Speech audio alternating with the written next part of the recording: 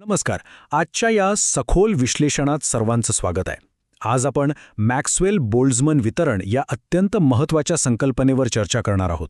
MPSC आणि UPSC सारख्या स्पर्धा परीक्षांमध्ये सामान्य विज्ञान आणि भौतिकशास्त्र या विषयांवर पक्की पकड मिळवण्यासाठी हा एक अगदी मास्टर प्लॅन किंवा आराखडाच आहे असं म्हणायला हरकत नाही. तर अजिबात वेळ न दवडता थेट या विषयाच्या मुळाशी जाऊया. आजच्या या सत्राची रूपरेषा अगदी सोपी आणि सरळ आहे. सुरुवातीला आपण रेणूंच्या गोंधळातील सुसूत्रता समजून घेऊ. त्यानंतर या वितरणाच्या वक्ररेषेची रचना, 3 महत्त्वपूर्ण वेग आणि तापमान व वस्तुमानाचा त्यावर काय परिणाम होतो हे पाहू. आणि शेवटी थेट परीक्षेत विचारले जाणारे काही अत्यंत महत्त्वाचे फॅक्ट्स किंवा तथ्य आपण पाहणार आहोत. हा प्रवास अगदी मूलभूत संकल्पनांपासून ते थेट परीक्षेत गुण मिळवून देणाऱ्या मुद्द्यांपर्यंत असणार आहे. चला तर मग आपल्या पहिल्या भागापासून सुरुवात करूया, रेणूंच्या गोंधळातील सुसूत्रता.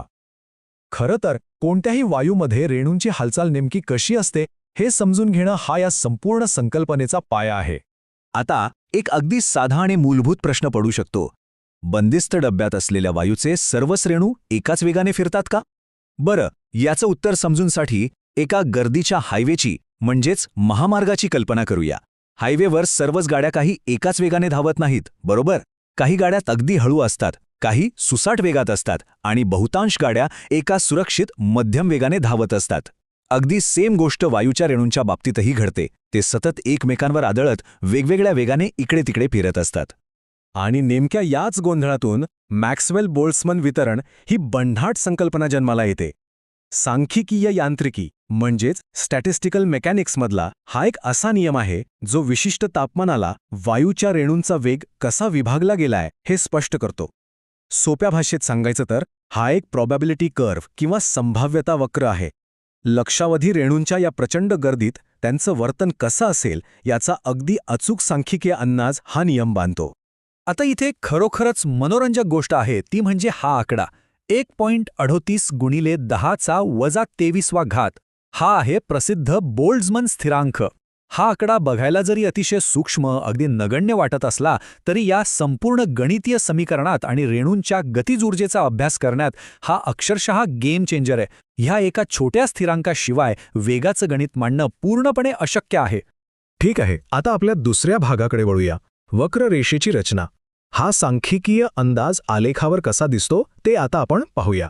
या आलेखाची रचना नीट समजून घेऊ. याच्या Y अक्षावर रेणूंची संभाव्यता किंवा त्यांची एकूण संख्या दिलेली असते, तर X अक्षावर त्यांचा वेग असतो. आता इथे एक गोष्ट नोटीस करण्यासारखी आहे, ती म्हणजे हा आलेख नेहमी 0,0 या उगमबिंदूपासून सुरू होतो. याचा अर्थ काय? तर एखाद्या रेणूचा वेग अगदी 0 असण्याची शक्यता लगभग 0च असते. तसेच हा वक्र अगदी सिमेट्रिकल किंवा सममितीय नसून तो थोडा उजवीकडे झुकलेला असतो. असं का बरं? कारण रेणूंचा जास्तीत जास्त वेग कितीही असू शकतो, त्याला कोणतीही मर्यादा नाही, पण कमीत कमी वेग हा 0च्या खाली तर जाऊ शकत नाही ना. आणि हो, आलेखाचे हे जे सर्वात उंच शिखर दिसतंय तो म्हणजे आपला सर्वाधिक संभाव्य वेग, ज्या वेगाने सर्वात जास्त रेणू फिरत असतात. इथून पुढे आपण अतिशय महत्त्वाच्या अशा तिसऱ्या भागात प्रवेश करत आहोत. 3 महत्त्वपूर्ण वेग. स्पर्धा परीक्षांमध्ये हमखास विचारल्या जाणाऱ्या प्रश्नांची अचूक उत्तरे देण्यासाठी या 3 वेगांमधील फरक डोक्यात फिट बसणं खूप गरजेचं आहे. चला तर मग यावर थोडी सविस्तर चर्चा करूया. इथे 3 वेग आहेत.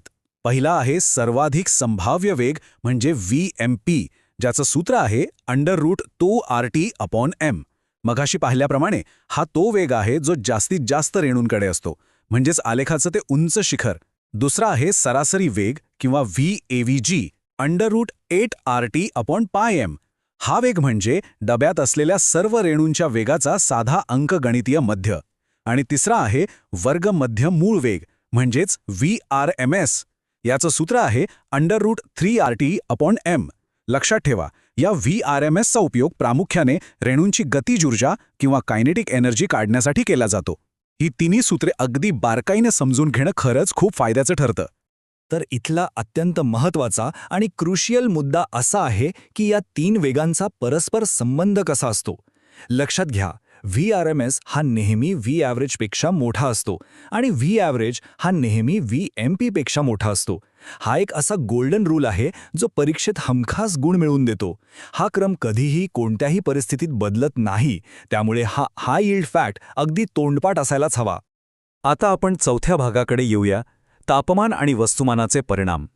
हे दोन चल किंवा व्हेरिएबल्स या संभाव्यता वक्ररेषेचा आकार कसा बदलतात ते पाहणं खूप रंजक आहे. सुरुवातीला तापमानाचा परिणाम पाहू. जेव्हा आपण तापमान वाढवतो तेव्हा ही वक्ररेषा आकाराने अधिक सपाट होते आणि उजवीकडे सरकते. हे अगदी डोळ्यांसमोर चित्र उभे करण्यासारखं आहे. तापमानामुळे रेणूंच्या वेगाची रेंज किंवा श्रेणी लक्षणीयरित्या वाढते आणि साहजिकच अधिक रेणू खूप जलदगतीने फिरू लागतात.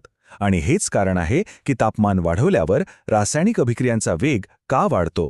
कारण जास्तीत जास्त रेणू अतिशय वेगाने फिरून ॲक्टिव्हेशन एनर्जीचा तो अडथळा अगदी सहज ओलांडतात. आता स्थिर तापमानावर वस्तुमानाचा म्हणजे मासचा काय परिणाम होतो ते पाहूया. आणि हे अतिशय उत्तम प्रकारे स्पष्ट करतं की जड आणि हलक्या रेणूंचा आलेख कसा दिसेल. डाव्या बाजूला बघा, ऑक्सिजन O2 सारखे जड रेणू आहेत. जड असल्यामुळे ते साहजिकच संथ गतीने फिरतात, त्यामुळे त्यांचा वक्र Y अक्षाच्या अतिशय जवळ, अरुंद आणि एकदम उंच असतो. या उलट उजव्या बाजूला हायड्रोजन H2 सारखे हलके रेणू आहेत. हलके असल्यामुळे ते खूप वेगाने फिरतात आणि म्हणूनच त्यांची वक्ररेषा अधिक विस्तृत, सपाट आणि उजवीकडे सरकलेली पाहायला मिळते. वस्तुमान आणि गतीचा हा परस्पर संबंध आलेखावर किती अचूक दिसतो, नाही का? आणि आता आपण पोहोचलोय आपल्या शेवटच्या टप्प्यावर, परीक्षेसाठी महत्त्वाचे अंतिम तथ्य. इथे आपण असे थेट गुण मिळवून देणारे निष्कर्ष पाहणार आहोत जे कोणत्याही गोंधळाविना अचूकपणे लक्षात ठेवणं मस्ट आहे. या 3 अत्यंत आवश्यक नियमांवर एक रॅपिड फायर नजर टाकूया. नियम पहिला, वायूच्या रेणूंची सरासरी गतिज ऊर्जा केवळ आणि केवळ तापमानावर अवलंबून असते, ती वस्तुमानावर अवलंबून नसते. नियम दुसरा, या वक्ररेषेखालील एकूण क्षेत्रफळ हे वायूतील रेणूंची एकूण संख्या दर्शवते. त्यामुळे तुम्ही तापमान कितीही बदललं तरी हे क्षेत्रफळ नेहमी कॉन्स्टंट म्हणजे स्थिर राहतं, ते अजिबात बदलत नाही. आणि तिसरा अत्यंत महत्त्वाचा नियम, हे संपूर्ण वितरण एका आदर्श वायू किंवा आयडियल गॅसच्या गृहीतकावर आधारित आहे. म्हणजेच या रेणूंमध्ये कोणतंही घर्षण नाही किंवा आंतररेणवीय बल अस्तित्वात नाही असं मानलं जातं. आणि म्हणूनच हे सर्व पाहिल्यानंतर शेवटी एक खूप विचार करायला लावणारा प्रश्न निर्माण होतो.